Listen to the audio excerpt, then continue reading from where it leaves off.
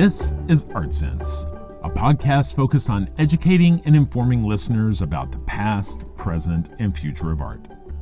I'm Craig Gould. On today's episode, I speak with artist Jen Stark about her iconic style, her love of color, her foray into NFTs, her constant pursuit of new mediums, and the launch of her own immersive experience. At the end of the episode, I'll be taking a look at some of the week's top art headlines. But first up, a conversation about mainstream psychedelia with Jen Stark. So Jen Stark, thank you so much for joining me today to talk about your work and where you've been and where you're headed. Jen, with artists, I usually like to start with an hypothetical. If you were to meet somebody at a dinner party and they've never seen what you do, how would you describe your work to them? Yeah, well, thank you so much for having me on.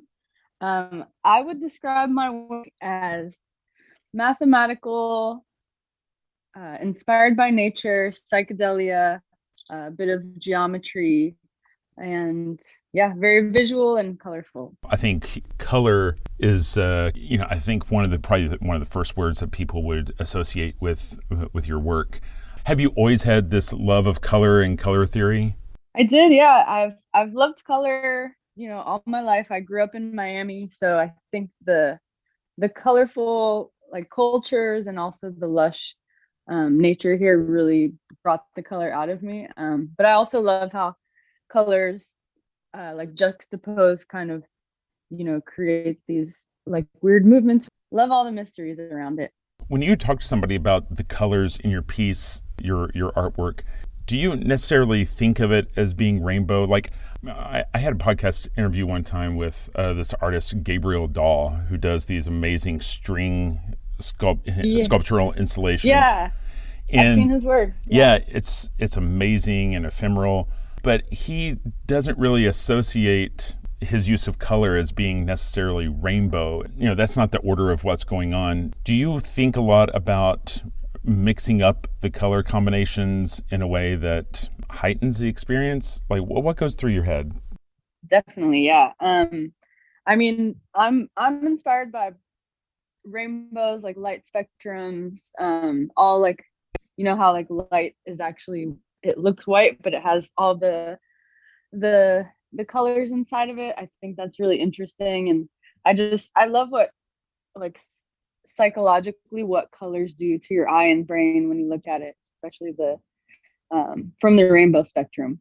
So also in the studio, I'll use a lot of neons and kind of darks and lights next to each other, and they create certain reactions. It's pretty interesting. Necessity is the mother of invention, and I understand there's kind of an origin story for your work that kind of goes hand in hand with that, where you were kind of in a place where you needed to work with a limited toolbox, and that's kind of where a lot of what we think of as Jen Stark work originated. Could you possibly tell that story? Yeah, for sure. So when I went to college, I attended MICA, Maryland Institute College of Art. I decided to study abroad that semester, which was a great idea. I really encourage any college student to do that. And when I studied abroad, I was a college student still on a budget, and I went to the art store, and all the prices were so high for oil paint and other stuff. The euro was just through the roof that year. So I decided to get a super affordable material, and I saw a stack of construction paper for €1. So I bought that, decided to go back to the studio and just see how I could transform it. And that's where it all started. I started cutting with an X-Acto knife and kind of transforming it and making it more three-dimensional. Those first works, were they just 8.5 by 11, or were they larger? Those were, I think it was 8.5 by 11, pretty standard, the kind of stuff you find at a kid's store. It wasn't long before you started using stop motion animation. I saw that you studied animation in college. Was that kind of a logical next step for you to do stop motion with the pieces? Yeah, it really was. also my major was fibers, which is like textiles, and I kind of took it as working with paper has fibers, it comes from trees, and I kind of saw a lot of similarities in there. Also, the major was very conceptual and open, so I really loved the professor. She let us have a lot of freedom and exploration. um yeah, and just like the sequential nature of doing things and step by step. I love that about animation as well, how you have all these tasks or all these like generations to get to the next step. So yeah, for me animation was just like a next step for my sculptures. So here you mention fiber and textile there. Have you ever thought about using textiles or fabrics or particular colored pattern materials within each of the color fields in your paintings? I guess that it would almost feel like a quilt at that point, wouldn't it? Yeah, I mean, I do love quilts, and I really appreciate the artistry of them. I think they're amazing. I haven't really technically worked with fabric with my work. It was kind of just in college, like learning the skills and techniques, and transforming them with paper or wood or metal. Well, Jen, if I don't know if you've ever searched your name on YouTube, but there are hundreds and hundreds of videos by middle school teachers doing bio lessons on who Jen Stark is, and here's your work, and now we're going to do a project together. What do you think it is about your work that gets people excited and makes your work feel so approachable? Yeah, that whole thing, like the teachers and classes doing my artwork, was a very unexpected result. I'm blown away, like seeing all the kids like inspired by my work, and the teachers teaching it in classes. I think people really gravitate towards the paper sculptures because they're so approachable, and like paper is such a material that everybody uses in their lives. So I think they love the idea of taking something so common and just transforming it into this like magical, crazy piece of art. When I look at your body of work, I think one of the themes that will come up in this conversation is how you just you have this aesthetic, you have something that people will look at your work and say, oh, that's Jen Stark, but it takes on so many different forms, whether that's murals or digital animation, stop motion, all these different forms. Maybe we could talk about murals. How long have you been making murals? I've been making murals since I think I made my first one in 2007. That was the year that I decided to become a professional artist. I moved to Miami, and I was making art, but also I had a part-time job, cleaning artwork, putting art DVDs in for like this amazing hotel in South Beach called the Sagamore. They had an awesome art collection. So I was working for the owner, making sure her art collection looked good. And she asked me to do a mural by the pool one day. So I said yes, and it took me, I think, about a week or two. So that was my first mural I ever did, and that was pretty exciting. And it's still there, actually. That was going to be my next question. I also paint, and I know that my first mural got painted over, and that was like this huge. Oh.